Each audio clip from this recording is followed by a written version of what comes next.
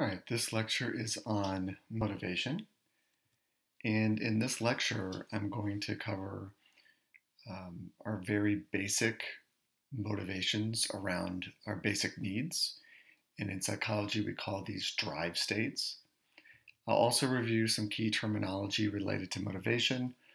I'm going to review 4 theories of motivation and then also review the concept of self-control. So first, to start with the concept of drive state. A drive state is an affective experience that motivates organisms to fulfill goals that are generally beneficial to their survival and reproduction. So you might think of some instances in which your focus is completely taken over by a physiological or a biological need. So for instance, you might think about the last time that you were very hungry or very thirsty, or maybe the last time that you had to go to the bathroom real bad, even being in a lot of pain. So these are some examples of drive states. These are affective states. This means it's an affective experience or a feeling experience, and we're very motivated to fulfill a very basic goal that is related to our survival and reproduction. So drive states are often uncomfortable, but they're important because it's an experience that motivates us to fulfill our very basic goals that are linked to survival. So the reason that we feel hunger, which is an unpleasant feeling, is because that motivates us to not feel hungry anymore. And so we end up eating something so that we get our calories so that we can survive. So drive states respond to different internal and external cues. The specific cues that are inside of our bodies as well as outside of our bodies will differ between the different drive states. So whether we're talking about hunger or even sexual arousal, clearly there are very different cues there. Even something more basic like the cues that we get that we need to cool off because our body's overheated, that's clearly a different cue than when we're too cold and we need warmth. So there's a distinctive behavior and feeling and cognitive response that is associated with all of these different drive states. But there are commonalities as well. That is, there are things that make drive states similar. And so what I'm going to discuss are 2 major commonalities that apply to all drive states. The first being the concept of homeostasis, and then the second one is the narrowing of attention. So one commonality among all drive states is the concept of homeostasis. Think of homeostasis as a state of equilibrium. It's the tendency of an organism to maintain stability across all physiological systems in the body. Okay, so that is, we are motivated to maintain a moderate and stable set point. Okay, this state of equilibrium. That's the basic principle of homeostasis. And so we've got a couple different mechanisms that allow us to do this. Okay, so we've got automatic mechanisms.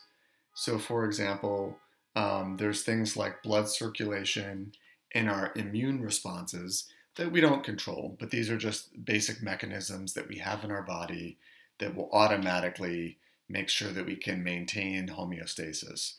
And so if that's for our, just as one example, in order to maintain our body temperature at 98.6, we might need to increase our blood circulation if we're too cold, or get our blood flowing to our extremities, or we might start to sweat if we're too hot. So these are automatic mechanisms in our body to help us maintain that set point of 98.6. But then there's of course deliberate mechanisms as well. And so these really involve motivation because it requires deliberate action or a reaction on our part in response to either a bad feeling or a good feeling. So going back to the idea of our body's temperature, if we feel that we're getting too hot, we might actively seek out the shade, or we might go indoors and be inside air conditioning if we know that we're getting overheated. Or if we're cold and we've been outside in the rain, we might go take like a hot shower and warm up. So in addition to the automatic things that our body tries to do, there's deliberate actions that we can take. Another example of taking deliberate action would be in response to hunger. We will go and get food. So we're motivated to reduce the unpleasant feeling of feeling hungry by getting food.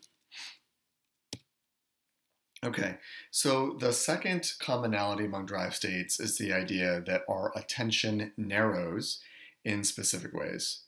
So when we're in need of something in order to recover our state of homeostasis, to bring our bodies back to equilibrium, our attention narrows in a variety of ways. And so I'll use the example of being thirsty and needing water. Okay, so let's think about the example in which we're extremely thirsty. Maybe we've been exercising or outdoors and we haven't had a drink of water for a long time and we're dehydrated. Okay, think about the last time that you've ever been in that state of being dehydrated and just being very, very, very much in need of a drink of water. So the first thing is, so we have this increased need for water. So the first thing that happens is that we have a narrowing of attention and that we have a reduced interest in other things. So our attention is really involves focusing in on the object of our need, which is water, to satisfy our thirst, and really to the exclusion of everything else. So we have a reduced interest in other things. So our attention is very narrowed in on getting that water.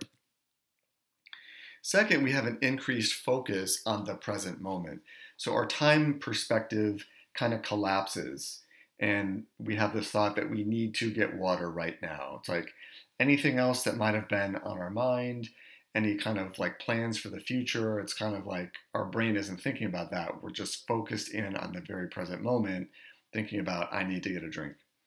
And then the third would be the way that our attention narrows is having an increased focus on ourself. Really what we're doing here is we've got our self-interest is what is prevailing. Our need to satisfy our urge to get a drink would really override the interest of anything else. So, being with somebody else or answering a phone call or responding to an email or whatever it might be, it's like, I can't think about that right now. I'm only focused on myself and getting this drink of water that I need so badly. So that's just an example, but we can apply this principle of narrowed attention to other drives. So whether it's thirst, whether it's hunger, whether it's the need to warm up if we're very cold, it's the idea that in order to maintain homeostasis, we need to narrow our attention, really focus in on the thing that we need. We have this heightened sense of the present moment and an increased focus on ourselves and satisfying that need. You can think about the last time that you were really, really hungry, just getting so hungry that it's often called hangry, and it's just like, I can't think about anything else until I get something in my stomach. So that's a good example of a narrowing of attention. Okay. So just in terms of better understanding drive states, I'll stick with this example of hunger because I think it's an easy one to understand. But I want to make the point that hunger can be triggered by both internal as well as external cues. And so we're talking about internal cues. We're talking about mechanisms that happen inside of our body. So one of the main internal cues that tells us that we're hungry is that we've got a drop in glucose levels in the blood. And so as a result of that drop in glucose, the body sends signals to the hypothalamus in our brain, which then triggers thoughts and behaviors that are associated with getting food and it attempts to restore homeostasis and restore those glucose levels in our blood. There are other internal cues, but we'll just stick with that one for the sake of simplicity. But there's also external cues. So hunger can be stimulated by different external cues like the time of the day. So we might be used to eating our meals at particular times of the day. So if you're used to eating breakfast, when it's breakfast time, that internal time you're used to eating. Or think about if you're used to eating lunch around noon, or maybe at a particular, like on a work break or on a school break, that's just when you eat, and so that could kind of initiate that sense of hunger. Of course, then there's also food-related stimuli. So the sight, the smell, the taste of food will trigger the sensation of hunger. So the point here is that hunger, like other drive states, is triggered or initiated by both internal cues in our body as well as external cues in our environment. Okay. Staying on the example of hunger, there's mechanisms in the brain that are associated with hunger. And so the hypothalamus plays a very important role in eating behavior. In particular, the lateral hypothalamus is involved with hunger. And we know this because when a part of the hypothalamus is removed, that is, when there is a lesion to the lateral hypothalamus in laboratory rats, this can actually result in eliminating eating to the point where animals will starve to death unless they're kept alive by force feeding. Additionally, what we know is that artificially stimulating the lateral hypothalamus by using an electrical current and passing an electrical current through this part of the brain can generate eating and eating behavior if food is available. So we know that lateral hypothalamus is associated with hunger. We've also determined that another part of the hypothalamus, which is the ventromedial hypothalamus, plays an important role in satiety. Okay, that is feeling full or feeling satisfied. Lesions in the ventromedial hypothalamus can make an animal overeat to the point of obesity, as is shown in this very large rat right there. And that there's other brain regions that are also involved in eating, like our visual systems, our sense of smell, or our olfactory systems, also our sense of taste. And so all of these areas are associated with hunger, with eating and hunger and eating behaviors. But it's the hypothalamus that plays a primary role. So this is just to say that where our sense of hunger kind of takes place is in the brain, and that our hypothalamus regulates our sense of hunger as well as our sense of feeling full. Okay, so I just went through one example, well, two really, thirst and then hunger, but we have several different drive states. And the idea behind our basic drive states is that survival is really the goal, and that our drive states provide us with the basic motivational mechanisms that are designed to be in place to ensure that we take actions that are beneficial to our health. So if that's drinking water, eating food, making sure that our body temperature is at the appropriate level, not too hot, not too cold, even engaging in sexual behaviors. So feeling a sense of sexual arousal is a drive state and ultimately motivates us to reproduce.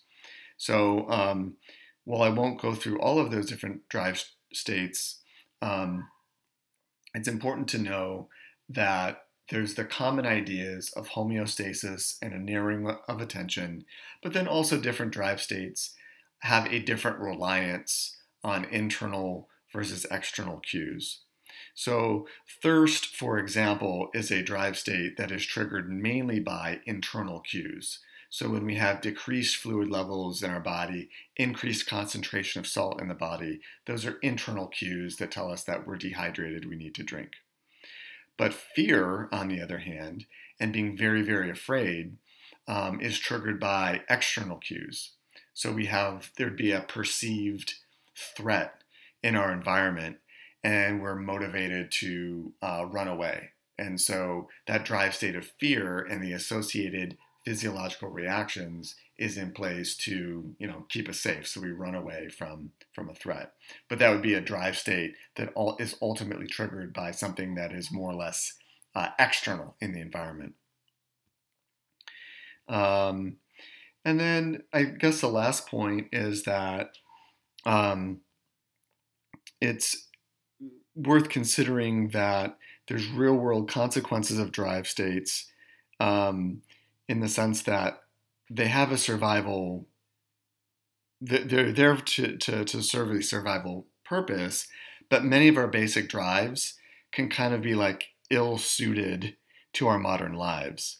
So our drive states evolved for over 1 million years, and in our modern environments, they maybe haven't kind of evolved enough to help us manage some of our modern environments. So consider, for example, the obesity epidemic in the US and other industrialized countries. So obesity ends up being a byproduct of a drive state hunger when it's really easy to satisfy our hunger. Is that it's very easy to go out and get fast food and eat meals that are very rich in fats and sugars, and these are just readily available. So there's kind of the idea that while hunger is a very beneficial drive state, it's kind of not fully evolved to our modern world. Sometimes, like drug addictions would be another example, is that it's some of our basic needs and drives are kind of not so well equipped for the modern world. But in general, they're a good thing. All right, so there's that, drive states. All right, so kind of shifting here, we're going to review some key terminology related to motivation. And so we just talked about drive states, but now we're going to talk about motivation that is more psychological in nature and less kind of physiological in nature. And so when we talk about goals, we're talking about a cognitive representation of some desired state. So in other words, some mental idea about how we would like things to turn out. And this desired end state, okay, what we want the goal to be, can be very clearly defined, like getting a good grade on the next psychology exam, or it can be more abstract and represent kind of a state of being that is never fully completed, like I want to be a success in life, like whatever that means. That's very kind of general and abstract. But whatever the goal, whether it's doing well in the next exam or whether it's just being successful in general, the thing behind it is motivation. So when we talk about motivation, we're talking about the driving force behind achieving those goals. And it's that driving force that enables action in pursuit of a goal. Okay. Now, in talking about motivation, it's useful to talk about motivation as stemming from two different places. So first, motivation can come from the benefits that are associated with the process of pursuing a goal. And this is intrinsic motivation. So, for example, you might be driven by the desire to learn because you really enjoy the process of learning. Learning new things is interesting and it is enjoyable. There's some challenge in it. So there is a motivation to do well at school, and that just comes from the enjoyment of learning. Learning is intrinsically motivating. But motivation can also come from the benefits associated with achieving a goal. And this is extrinsic motivation. Okay, so when we talk about being a success at school, that could come not because students necessarily like to learn, but because they know that there are benefits that come from earning a degree. So, for example, students might know it will be very difficult to get a good job if I don't have a college degree. So, it's not necessarily about the enjoyment that comes from learning a particular topic, but the motivation is really driven by the external rewards that come from accomplishing the goal. Okay, so we can think about motivation as coming from two different places or two different sources. And people have different levels of one type versus the other when it comes to pursuing all different types of goals. So whether that comes from pursuing academic goals or maybe sports or physical fitness goals or goals related to being social and forming a social network, is that there's these two main sources of motivation that potentially underlie people's actions or behaviors in pursuit of those different goals. And it's not necessarily one or the other. It's possible to have both intrinsic as well as extrinsic motivation in pursuit of goals. So it would be completely consistent for a student to be intrinsically motivated, that is, whatever their program of study or whatever their major, they could really like learning about that. Okay, so people that are studying psychology might really enjoy learning about psychology. They find it interesting, enjoyable, and challenging, but they might also have some extrinsic motivation as well, in the sense that they want to do their learning and they want to do well at school and get good grades because they know that that will help them, get a good job in the future.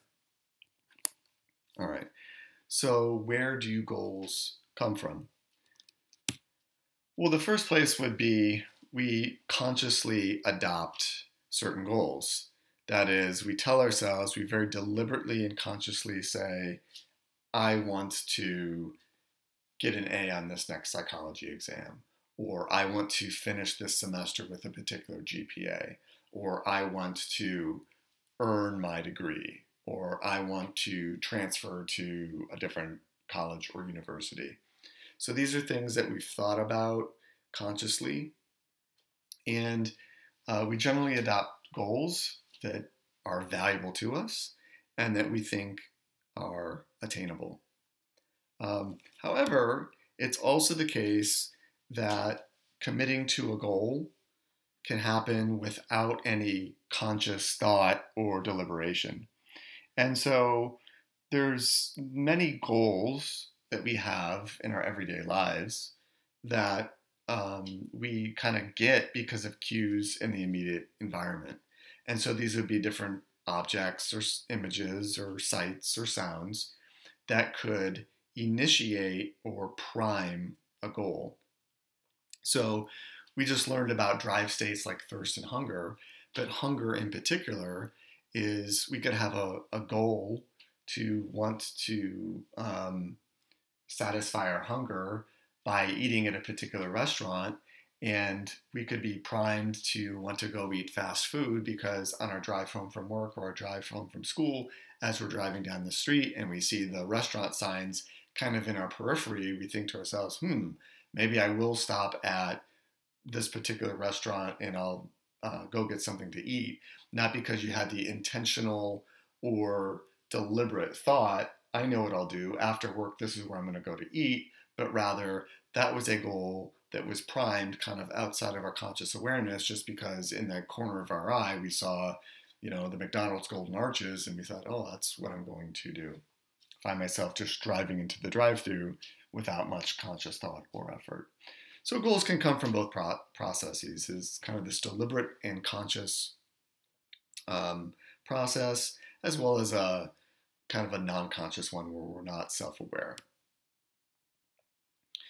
All right, so I want to talk about these 4 theories of motivation. There are others, but these are some of our major theories in psychology related to motivation. So the first theory is Maslow's hierarchy of needs. And the name of this theory comes from the author of the theory, which was Abraham Maslow. And he proposed that we have a set of basic needs, a set of 5 basic needs, and these are organized into a hierarchy where our most basic needs are at the bottom and kind of our higher order needs are at the top. So what you see at the bottom of the pyramid are our biological or physiological needs. So this would be the need for food, for water, for shelter. Moving up, he said that we have a need for safety. And so this would be like protection from the elements, security, order, stability. The third level, we have a need for love and belonging. So this would be friendship, intimacy, the need for acceptance. At the fourth level, our esteem needs is the need to have a positive feeling about oneself, a feeling that I have esteem for myself, that I feel that I am a person of worth, that I feel that I am capable of engaging in the tasks and satisfying the goals. And so basically we can sum it up as feeling as though I'm a person of worth. And then finally, at the very top is the need for self-actualization. And this is really becoming, kind of achieving your personal potential. This is self-fulfillment and seeking personal growth. You can basically think about it as becoming the best version of who you are. Okay, so what you can see is that this hierarchy is divided into deficiency needs and growth needs. And the idea is that with the first 4, having a deficiency in any of these, so if it comes to our physiological needs like being thirsty or hungry, we'll have an increased motivation to the extent that the needs are not met, but our motivation will decrease when the need is met. And once that need is met, according to the theory, we then move up in the hierarchy. So in the original version of the theory, he said that, our main motivations kind of start at our basic needs and then progress to safety needs, progress to love and belonging. And so we kind of don't have this motivation to be the best version of ourselves if we haven't satisfied the 4 needs below in the pyramid. Okay, so the idea with these deficiency needs is that we'll have an increased motivation to the extent that that need is not met, and that we will have decreased or reduced motivation towards that need if that need is met or satisfied. That's different than the need for self-actualization, which is a growth need. And the idea behind a growth need is that achieving the best version of ourselves actually increases motivation. And motivation increases as these needs are met. All right, so this has been a very popular way to think about motivation. You'll see Maslow's hierarchy in kind of popular writing about psychology. You'll see it in work environments. But in terms of evaluating the theory, very little research has actually been done. And what little research there has been has not necessarily been supportive of this idea. In fact, one of the most criticized aspects is the idea of a hierarchy, that we kind of progress through these needs in a set order, and that we can't pursue the higher level needs until the ones below have been satisfied. However, it is still a very popular theory, And part of the reason that I teach the theory is just how popular and ubiquitous it is. You'll find it all over the place. I think one of the reasons is, in some ways, it's intuitive, is that there's some logic to it, which people have accepted. The idea, especially, that it can be difficult to be the best version of yourself if some of your most basic needs have not been satisfied. So a need for hunger, a need for safety and security, if those are unmet, can get in the way of becoming our best self, so becoming self-actualized. So that idea, I think, has had logical appeal to many people. So I think for this reason, the theory has endured, and also the idea that we have different needs, and that we have different kinds of needs. So the idea that we have physiological needs, that we have safety needs, love and belongingness needs, that part I think has made sense as well to people. Okay, the next theory is Vroom's VIE theory. So this is a theory of motivation that explains why people choose one behavior over another. And the theory explains that we can be motivated to pursue different goals if we think that there's a link between our effort, our performance, and then the outcomes of our performance. Okay, and it's named after, just like Maslow's theory, Maslow's hierarchy was named after the author of the theory. Vroom's VIE theory is also named after the person that created the theory, a psychologist named Victor Vroom. So that's where this theory came from. He created this theory as a way to understand employees' job motivation, but it's been kind of generalized since that. So let's go over the basic elements. So the V, the I, and the E stand for the three major components of the model, for valence, expectancy, and instrumentality. Valence is the idea that there's some outcome, there's some goal that we're trying to achieve, and we could have positive or negative feelings about a particular outcome. Okay, so it's really the extent of positivity or negativity. So you can think about getting an A on an exam, and to some people that would have a very, very high positive valence. That would mean a lot. To other people, it would be positive. There would be a positive valence, but maybe not as strongly positively valenced. Okay. The other thing would think about getting like a not so good grade on an exam. That would generally have a negative valence, but just how negative that valence would be would depend on the person. So the idea is that people put a different valence on different outcomes.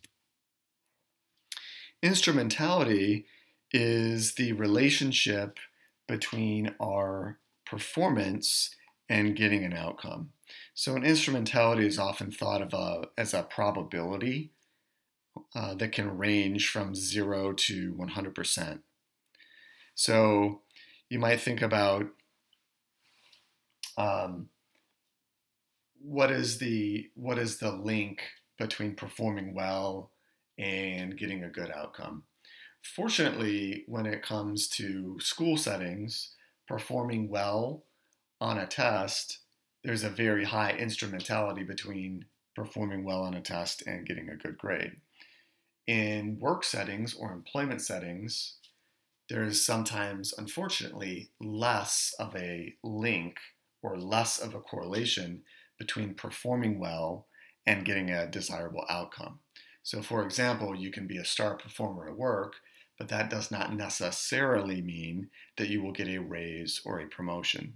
Okay, so there's sometimes an imperfect link between people's performance and the rewards or punishments that they receive.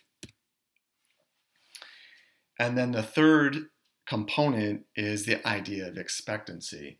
And this is the link between one's effort and having a good performance.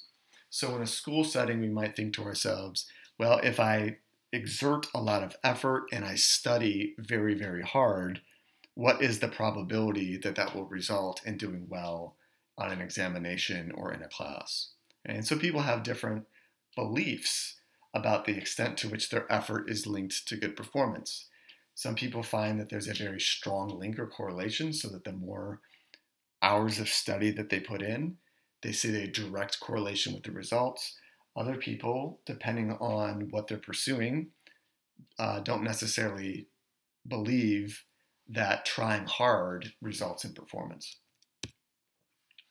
Okay, and so in Vroom's theory, motivation, it's really this kind of algebra equation, is that we have motivation is the product of our expectancy beliefs, our instrumentality beliefs, and then the valence of the outcome. So let me just put in some numbers here that are fictitious, but it'll allow us to get a sense of how this theory is supposed to work. So what we see in this diagram is that we've got a valence of 10, positive 10, for getting a good grade on an exam. And what we see here is that there is a perfect one-to-one correlation between expectancy beliefs that effort will lead to performance and that performance will lead to getting that good grade. Okay? And that makes sense, of course, because doing well on an examination should be really 100% correlated with getting a good grade. And this would be a student that believes, hey, for every hour of study that I put in, that will be directly linked to getting a good grade on the exam. So for this particular student, Vroom's theory would predict that motivation would be a 10. Let's take a different student that has the exact same expectancy beliefs. Okay, that is, for every hour that I put in, that will relate on a one-to-one basis with my performance on the exam, and I know if I perform well on the exam, I'll get a good grade. But what this theory would say very simply is that that student's motivation will be less than the prior student simply because they value getting a good grade less. Okay, so that even if they believe, hey, the more work that I put in, that'll be directly related to performance, and if I perform well, that'll get me that good grade, but I just don't care about it as much. I don't care about it as much as this other student. So in Vroom's theory, the valence placed on the outcome is one factor that will influence the level of motivation. Okay, let's just tweak the numbers. Let's look at this third student that will have even less motivation than the second. So whereas the second person had a motivation of 4 because they had a one-to-one link between effort and performance, let's take another student that does not have as strong of a link between their beliefs about effort being related to performance. So this might be somebody that says, I've tried really hard in the past and it hasn't always resulted. Like, I've studied really hard in the past and I haven't always performed up to the level that I think that I should. Vroom's theory would say that that person would have even less motivation than the second student because they're not convinced that their effort will result in good performance. All right, so what influences these links in the chain? So the first link, people's expectancy beliefs, that is, will effort result in good performance, can be based on several factors, but I'll explain 3. So the first would be people's self-efficacy beliefs. Self-efficacy is a fancy way of saying confidence. So people that have a stronger sense of self-efficacy, that have a stronger sense of confidence, feel more strongly that the effort that they put in is more closely linked to performance. Okay, so somebody with a high degree of self-efficacy related to schoolwork has a much stronger expectancy that the effort that they put in towards getting a good grade will result in good performance. Okay. Goal difficulty also affects the people's expectancy beliefs. Okay, so when tasks are very difficult, so studying for a very difficult exam, or having a school project that is very difficult, or doing a project at work that is also a challenge. So kind of operating kind of right at the limits of one's ability, there's less of a belief that effort will relate to performance. So think about any time that you've really challenged yourself, you may have had some doubt that, even if I try hard, I'm going to do well. So the level of the goal, or the level of challenge, really affects this expectancy belief. When tasks are easy, let's just take a very simple task like, okay, I need to stuff a bunch of envelopes. Well, the harder I try, I know I'm going to get that done. It's a very easy goal. But when goals become difficult, there's less of a link between our thoughts about the way that our effort is related to performance. And then finally, there's perceived control. So the extent to which we believe that our performance is really up to us, that we're 100% in control of our performance. So when tasks are individual, like studying for an exam that only you will take, there should be a much stronger link between effort and performance, because that's mostly in your control.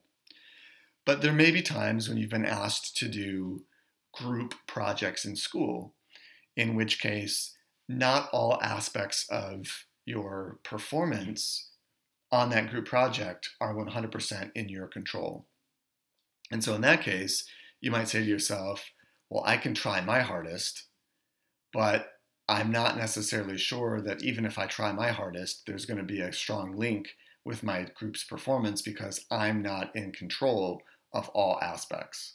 So if you've ever had to give a presentation or write a paper together, you know that not everything is inside of your control. Okay? So those are three elements that can affect the link between our beliefs about our effort relating to our performance. What about this instrumentality link? That is, whether a good performance will result in a good outcome. Well, there's trust as well as organizational policies. Let's do policies first. There should be, if you're taking a class, a very strong link that performance should be related to an outcome. That is, how you perform on the different evaluations and assessments of a class, how those are linked to different outcomes like getting an A, B, C, or D. So in general, the clearer the policies related to how performance relates to outcome, the stronger the link, the stronger the instrumentality. That would also have to do with your trust. Okay, so there are some situations in which you turn in school products and there's some subjective element of the grading. Okay, so if you've ever written a paper and you think to yourself, hey, I did really great. I know that I did everything that was asked. I followed the guidelines. I followed all of the instructions.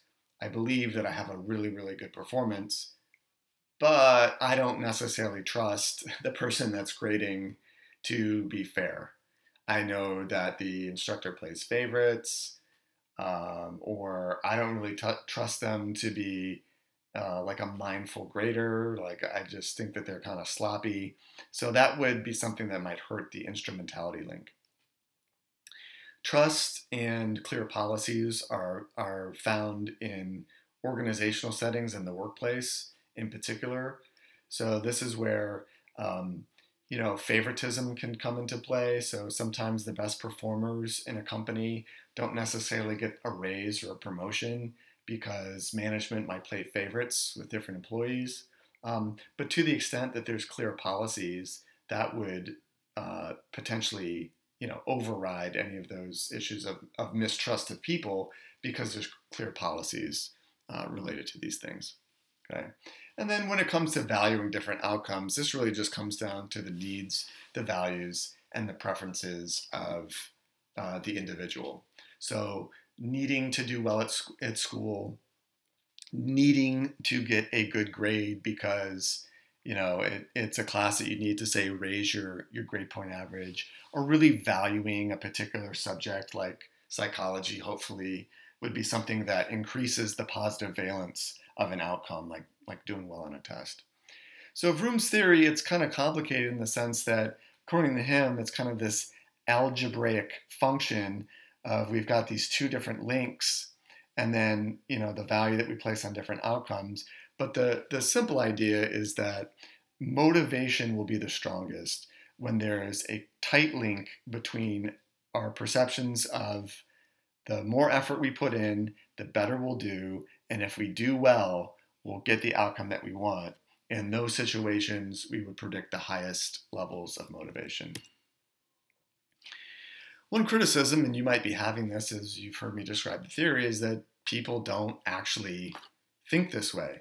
It really does assume this very conscious and rational kind of decision-making process, and it doesn't really consider that people might decide to, do different things, and that's without really thinking about it. And also that people consider other factors besides these instrumentalities and expectancies when they're engaging in different behaviors. But in terms of a strength, there is some research support for the theory. And that in particular, it's having people kind of come up with the different weights for their expectancy, their instrumentality, as well as valence, will predict who ends up spending more effort on a task. And it also does suggest that, people can be rational. And so that's one good part of the theory, is that if we're going to sit down and make a deliberate decision, it's a way to consider that people are rational decision makers. All right, so the third theory I'm going to review is goal setting theory.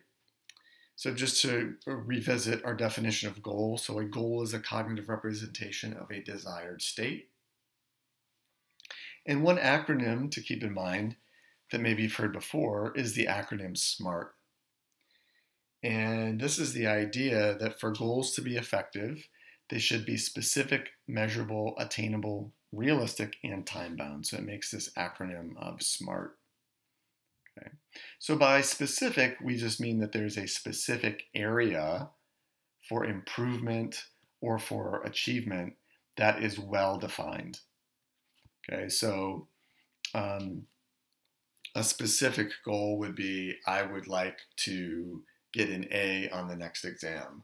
Or a specific goal would be, I would like to improve my exam performance from the previous exam by 1 letter grade.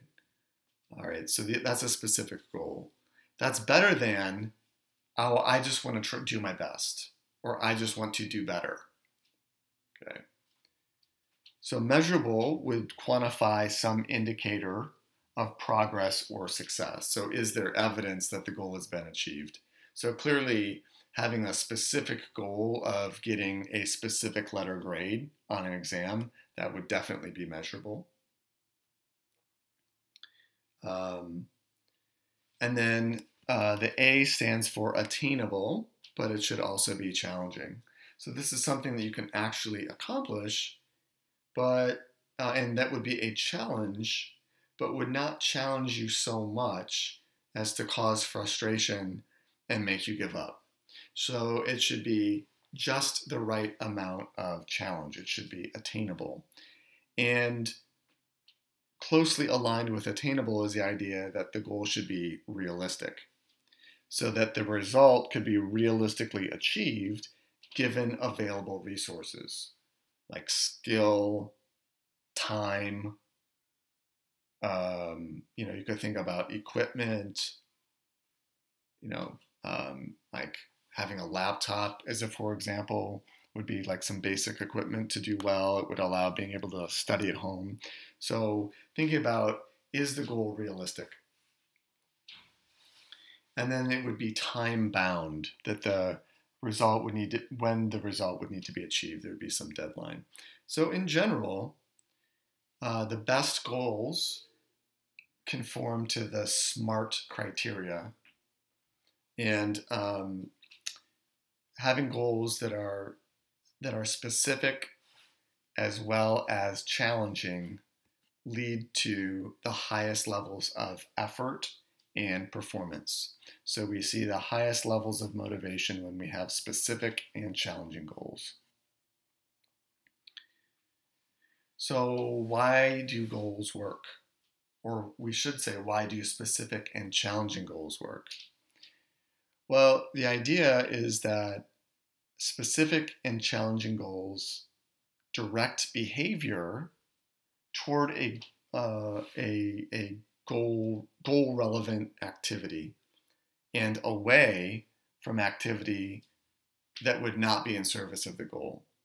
More so than a general goal of I just want to do my best or I just want to try my best. So specific goals are necessary because they're really focusing one's behaviors on the specific activities or tasks that are relevant towards accomplishing the goal, and more so than having a general goal of just trying to do better or just trying to do my best. So specific goals motivate behavior. And I should say that the difficult part of it motivates behavior in the sense that when a goal is difficult and challenging, people have to devote a certain amount of energy and they need to persist. So we see the highest levels of performance because the specific aspect directs behavior, and the challenging part of the goal really motivates the behavior and requires energy and persistence. So, and the challenging part is necessary because specific goals don't necessarily lead to the highest levels of performance. You could have a specific goal that wasn't very challenging. I think sometimes it helps to think about physical fitness as a very easy kind of domain of life to think about how to set specific goals. So let's take a general goal like, well, I just want to lose some weight.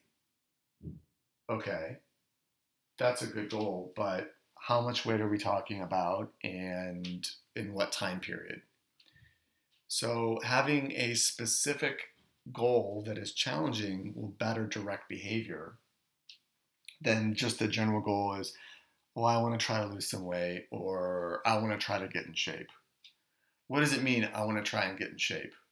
Having a specific goal related to, I want to be able to run a mile in 8 minutes, or I want to be able to do 50 push-ups. Okay, these are specific goals that should direct and motivate behavior much better than just a general goal, I want to lose weight or I want to get in shape. Now, success in goal setting theory depends on two important things. The first is commitment, and commitment to goals is especially important when goals are difficult. This is because goals that are difficult require a high amount of effort, and there's a lower chance of success, honestly, than having an easy goal. So it's important that people are committed to the goals. And people are more committed to goals that they set for themselves and when there's some incentive for success. So if it's a fitness goal, and that could be around getting in better shape or losing some weight, is that that's something that people have set for themselves. They've created it for themselves versus have been, given that goal from somebody else.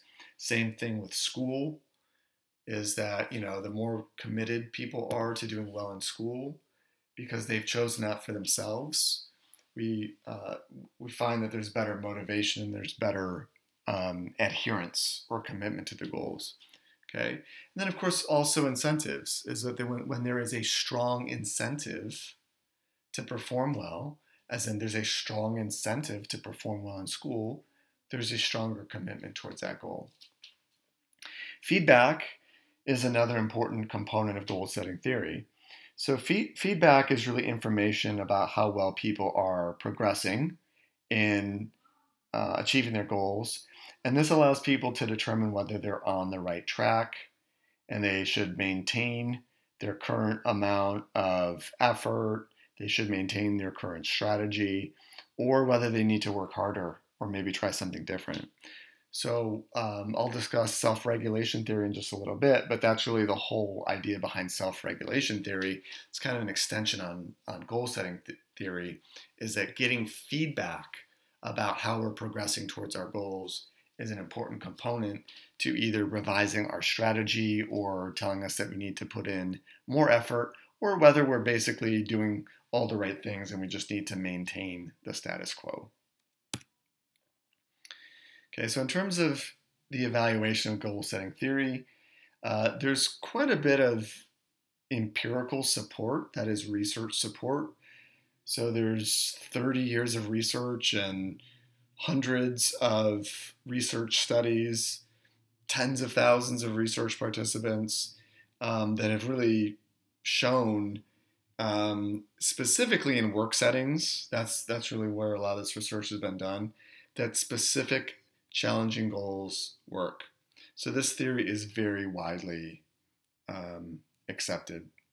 And by some estimates, the vast majority of these studies, like 95% of studies, show that specific and challenging goals lead to higher performance than either easy goals or just kind of generic do your best goals. And by the way, I can't tell you how many conversations I have with students who maybe didn't have performance on an exam that they wanted, and we have a conversation and I have some discussion with them about, okay, so what's the goal for the next exam? And the response is, well, I just want to do better. And, hopefully based on the lecture that you've had so far, that wouldn't be a very motivating goal. But having a more specific goal of, well, I want to try and increase my exam performance by 10 percentage points, or I got a D on the last exam, I'm trying to get a B on this next exam. It's having a specific goal works a lot better. And then, of course, having a strategy for putting it in place is necessary as well. Think about how to make that goal realistic. All right. If there's a critique of goal-setting theory, it's that of this impressive research support, really the goals were related to simple and individual tasks, and that SMART goals don't work as well for more complex tasks, knowledge-based work, creative work, or tasks that require a team. So SMART goals work very well when it's a relatively simple, straightforward task and it's just you. Okay, so the task of, I want to run a mile in under 7 minutes. I want to be able to do 50 push-ups in a row. I want to lose 5 pounds in the next 2 months. These are all pretty simple tasks, and SMART goals are very well suited for these types of tasks. But SMART goals don't work so well in, say, the world of creative knowledge-based work along the lines of, well, we want to develop a cure for cancer.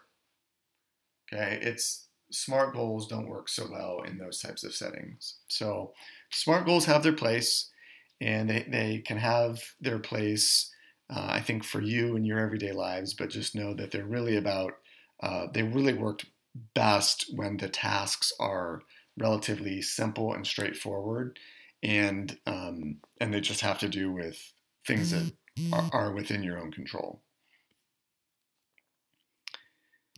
Okay.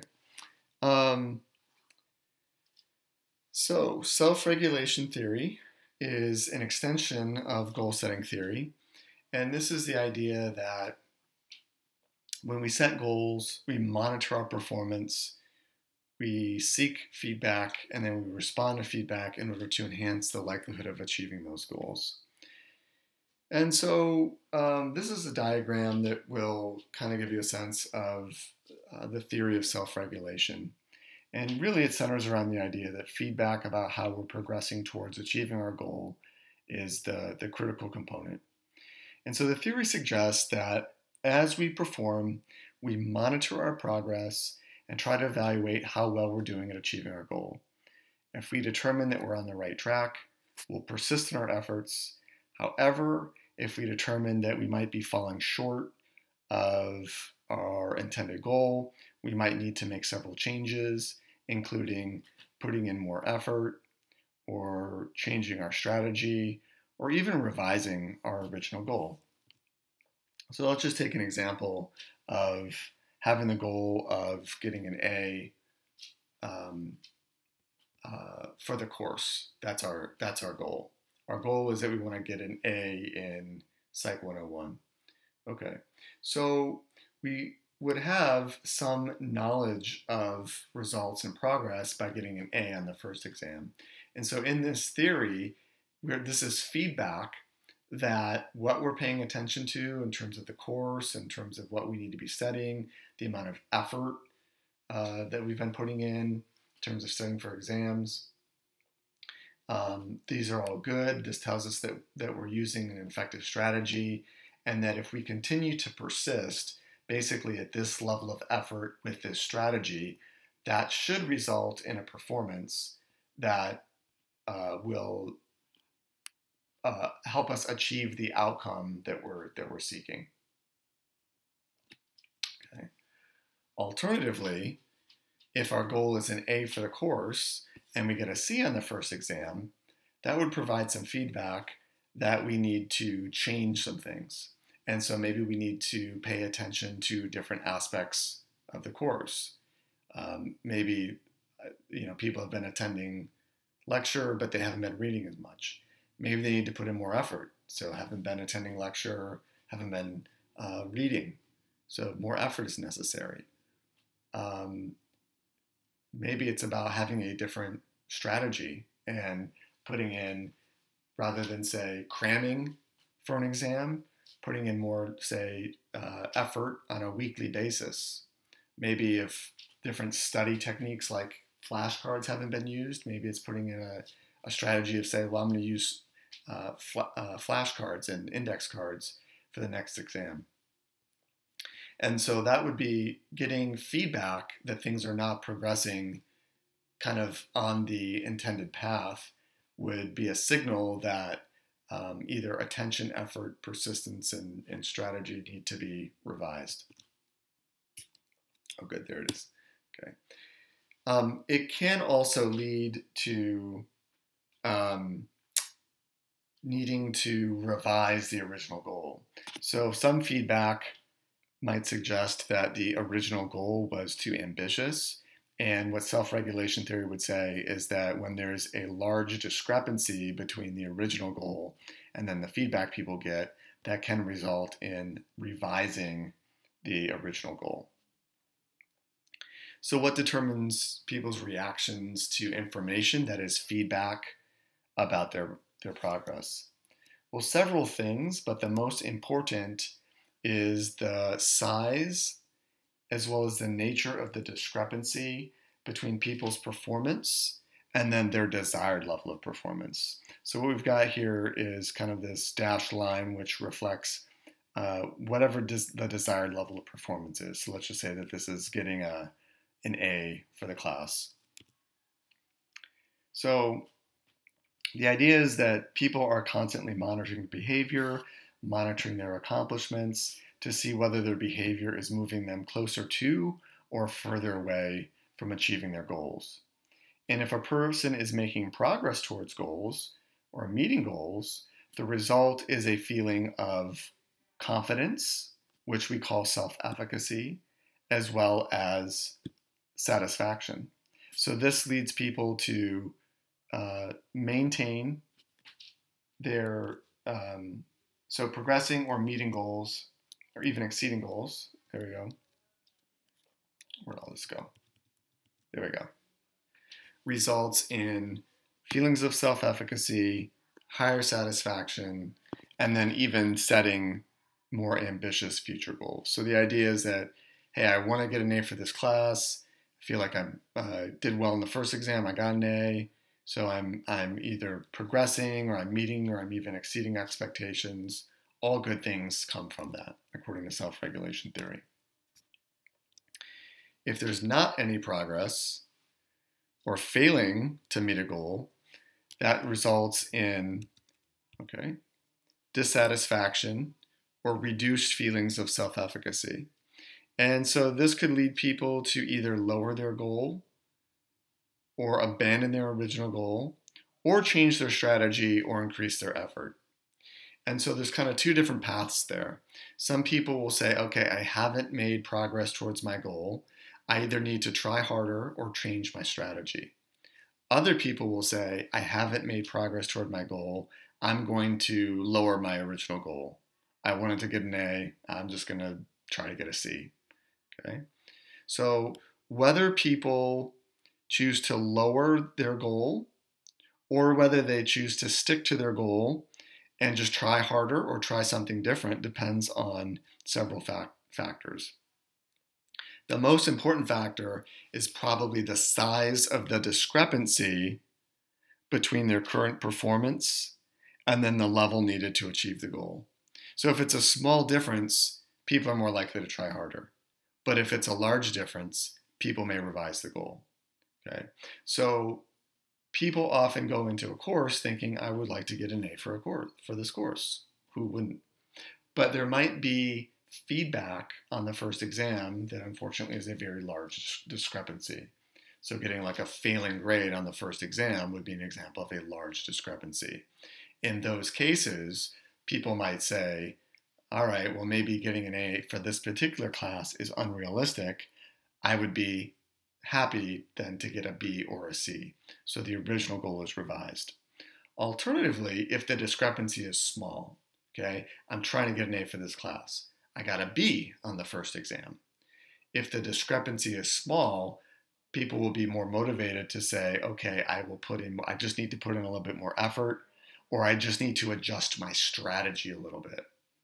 So when the discrepancy is small, that would encourage a change in effort or strategy. When the discrepancy is big, that would encourage either changing or even abandoning the goal. All right.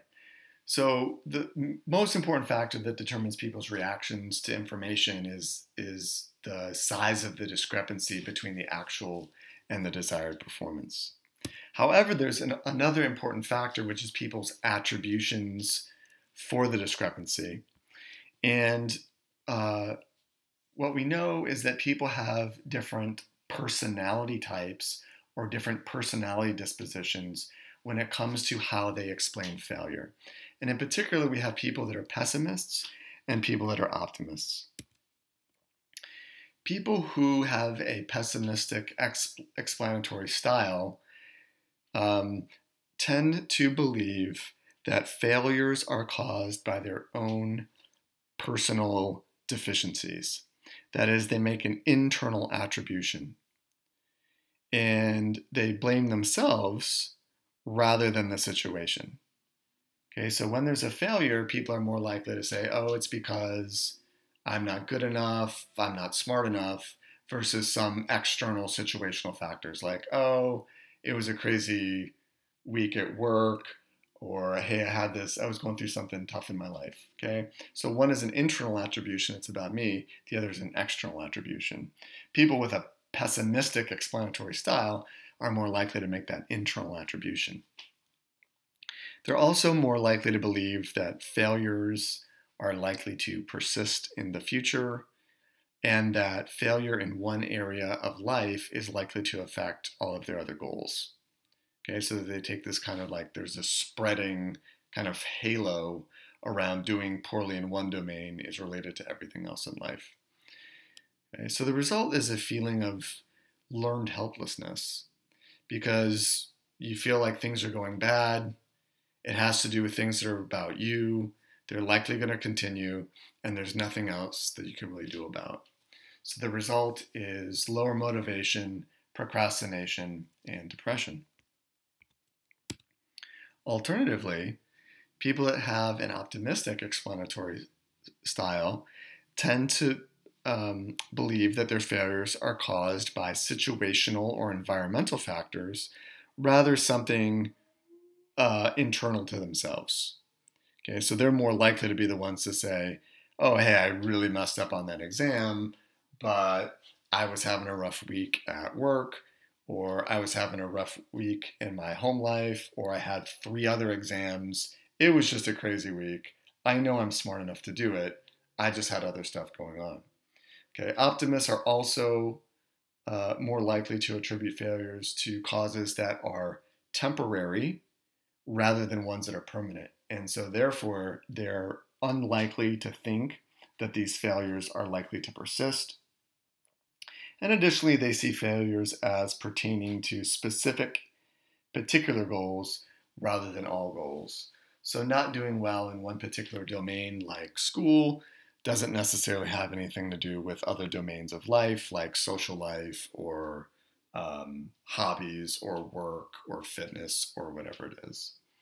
And so this results in viewing setbacks as challenges and people that have an optimistic explanatory style being resilient to failure.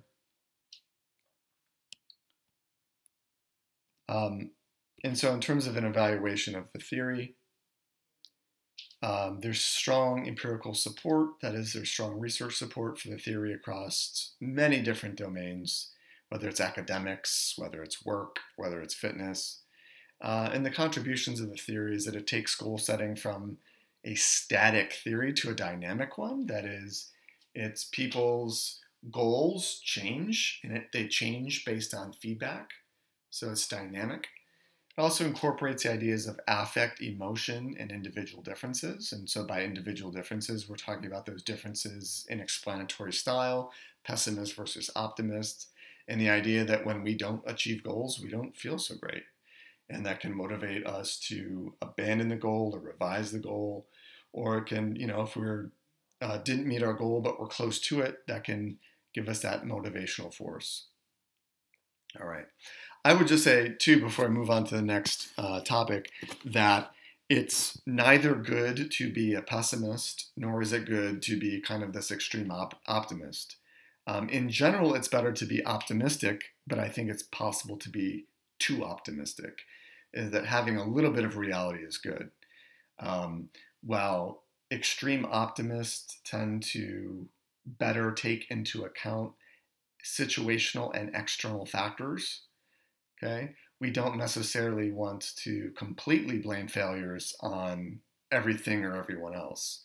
That there's kind of a healthy balance of recognizing that there are situational factors, having a busy week at work, having multiple exams to study for, right? Like when we don't do good on an exam, but also taking into account, like maybe I could have tried a little harder. So things like that. All right, and then just to talk about the notion of self-control. So self-control is the capacity to control impulses, emotions, desires, and actions in order to resist a temptation. There's some evidence that shows that it's an innate ability. So in particular, the famous marshmallow test of Walter Mischel, where he gave young children the opportunity to eat a marshmallow. If they ate the marshmallow, that's all they got. But if they were able to sit there and look at the marshmallow for an extended period of time, they would get a second marshmallow if they were only able to resist the urge and the impulse to eat the first. So that's known as the marshmallow test, and there's a link to that.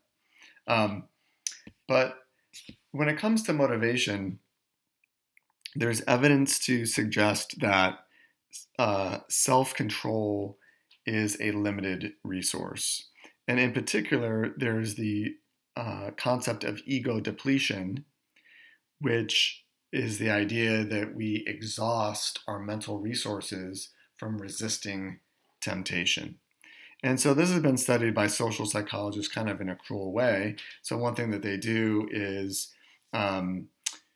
researchers have participants who either forced themselves to eat radishes, instead of eating chocolates. And what they found is that the research participants that forced themselves to eat radish gave up much sooner when attempting to solve a puzzle compared to participants that had not exerted the self-control and didn't have to eat the radishes and were able to eat the chocolate. So this was taken as evidence that, hey, having to do something really unpleasant, like eat a bitter radish, which depletes this limited resource, our capacity to have self-control, that will show up later on this subsequent task, is that when having to do this puzzle for which there is no solution, people were fatigued. They weren't able to exert self-control. They gave up.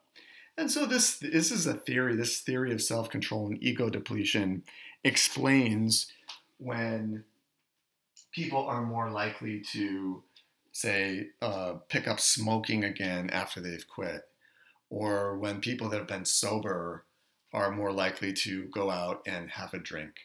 So having stress at work, having stress at home, having to engage in self-control is effortful.